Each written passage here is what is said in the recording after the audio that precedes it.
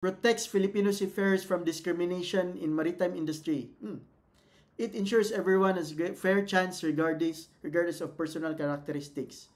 Oh, fair chance. Okay.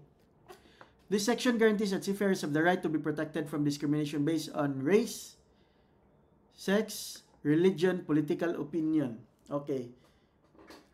The law mandates that career opportunities, working conditions, living conditions must be equal for all seafarers, regardless of their personal characteristics. This includes equal access to promotion o equal access to promotion daw. Okay?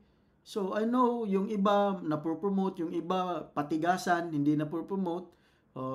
Kaya nga yung makikita nyo sa Facebook, dapat magsip-sip ka daw. Pero I don't know if that one is helpful. Just be a team player siguro. And be proactive. Hindi yung, mas maganda kasi yung, yung ikaw yung mag-initiate. So, I think kung makita ka na you have the initiative. Okay? So, training and other career advancement opportunities. This section seeks to create more inclusive and equitable environment within maritime industry, ensuring that all seafarers are judged on their merits and abilities rather than irrelevant personal traits.